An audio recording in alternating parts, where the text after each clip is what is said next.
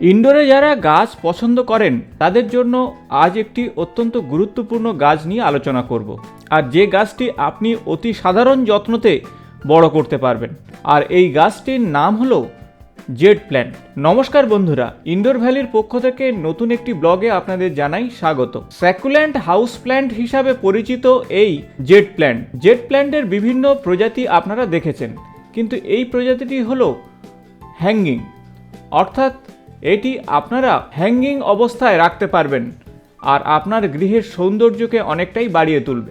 আজ এই ভিডিওতে আপনাদের সঙ্গে আলোচনা করব এই হ্যাঙ্গিং জেড প্ল্যান্ট কিভাবে আপনি বড় করবেন, কি ধরনের সার ওষুধ প্রয়োগ করবেন, জল কতটা দেবেন এবং কি ধরনের আলোতে এই গাছ সবথেকে ভালো হবে, এবং শেষে আলোচনা করব এই গাছের প্রোপোগেশনের বিষয়।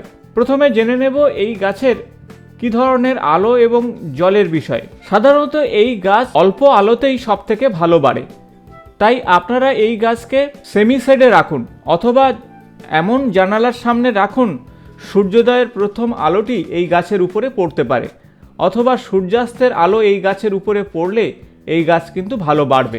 এখন আসবো এই গাছের জন্য কি ধরনের মাটি প্রস্তুত করবেন। একটু বেলে দোআঁশ মাটি এবং সেই সাথে ভার্মি কম্পোস্ট মিশিয়ে আপনারা অবশ্যই মাটি প্রস্তুত করুন। কোকোপিট আপনারা অল্প পরিমাণ দিতে পারেন, তবে এটি একটি স্যাকুলেন্ট গাছ, এর পাতাগুলো একটু মোটা মোটা, আপনারা বুঝতেই পারছেন, তাই অতিরিক্ত জল কিন্তু এরা পছন্দ করবে না। তবে মাটি ময়েস্ট থাকা এটি এই গাছ পছন্দ করে, তাই ড্রেনেজ সিস্টেমকে আপনারা ভালো রাখবেন, তাতে রুট সিস্টেম ভালো হবে। সাধারণত স্প্রিং অর্থাৎ বসন্তকালে এবং গ্রীষ্মকালে এই গাছ সবথেকে ভালো বাড়ে, তবে শীতকালে ধীরে ধীরে এই গাছের পাতা ঝরে যেতে পারে এবং অতিরিক্ত যদি জলের অভাব হয় সেক্ষেত্রেও কিন্তু গাছের পাতা ঝরে যাবে। নর্মাল পিএইচে জেড প্ল্যান্ট সব থেকে ভালো বাড়বে। যদিও এই হ্যাঙ্গিং জেড প্ল্যান্ট একটু শক্ত সামর্থ্য গাছ এবং গাছের পাতার রং সাধারণত সবুজ থাকবে, তাই আপনারা প্রথমত কোনো নার্সারি থেকে শক্ত সামর্থ্য একটি জেড প্ল্যান্টের চারা নিয়ে এসে আপনারা হ্যাঙ্গিং বাস্কেটে তা রোপণ করতে পারেন। যেহেতু এটি স্যাকুলেন্ট গাছ, তাই জল দেওয়ার বিষয়ে আপনারা অবশ্যই খেয়াল রাখবেন। অতিরিক্ত জল কোনোভাবেই আপনারা দেবেন না, তবে অতিরিক্ত গরম থাকলে সেক্ষেত্রে আপনারা জল স্প্রে করে দেবেন।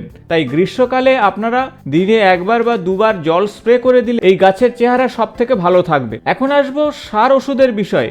এই গাছে খুব বেশি সার ওষুধের প্রয়োজন হয় না, তবে আপনারা লিকুইড সার যদি প্রয়োগ করতে চান সেক্ষেত্রে কিচেন ওয়েস্ট দিয়ে তৈরি লিকুইড সার প্রয়োগ করলে গাছকে কিন্তু আপনারা অবশ্যই সেমিসেট জায়গাতে রাখবেন, অন্তত 3-4 ঘন্টা রোদ্দুর থাকবে এমন জায়গাতে রাখবেন, তা না হলে কিন্তু ফাঙ্গাসের আক্রমণ ঘটতে পারে। তাছাড়া আপনারা 19-19-19 প্রতি লিটার জলে 5 গ্রাম করে মিশিয়ে স্প্রে করলে এই গাছ কিন্তু ভালো হবে।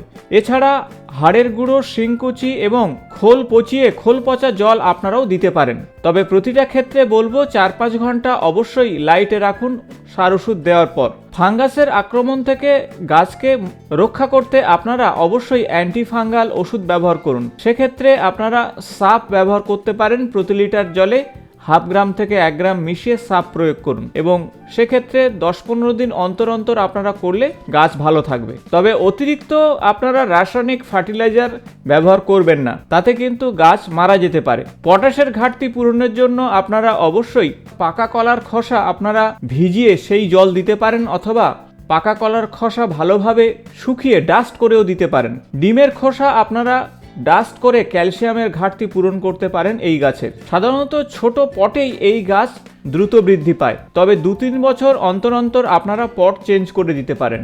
রিপোর্টিং এর সময় আপনারা এই গাছ থেকে নতুন গাছও তৈরি করতে পারেন। তাছাড়া আপনারা এই গাছের ডাল 2-3 ইঞ্চি করে কেটে সরাসরি মাটিতে যদি আপনারা পুঁতে দেন, কিছুদিনের মধ্যেই এখান থেকে নতুন গাছ জন্মাবে, এবং এইভাবে আপনারা এই গাছের প্রনিং থেকে নতুন চারা গাছও তৈরি করতে পারবেন। তাই কাটিং এর মাধ্যমে আপনারা এই গাছের প্রোপোগেশন করুন। কিছু কিছু সময় এই গাছে মিলিবাগের আক্রমণ ঘটতে পারে, সেক্ষেত্রে আপনারা অবশ্যই কাকা অর্থাৎ বায়োপেস্টিসাইড আপনারা প্রতি লিটার জলে 8 থেকে 10 ফোঁটা মিশিয়ে স্প্রে করুন, এবং 7 দিন অন্তর অন্তর আপনারা নিম অয়েল স্প্রে করলেও এই গাছ অত্যন্ত ভালো থাকবে।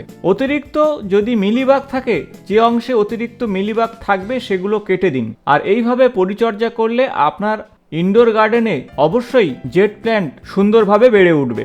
আশা করব ভিডিওটি আপনাদের ভালো লেগেছে। ভালো লাগলে বন্ধুদের সঙ্গে অবশ্যই শেয়ার করবেন। নিয়মিত আমার চ্যানেলের আপডেট পেতে চ্যানেলটি সাবস্ক্রাইব করে পাশে থাকা বেল বটনটি প্রেস করবেন। আজ এই পর্যন্ত, নমস্কার।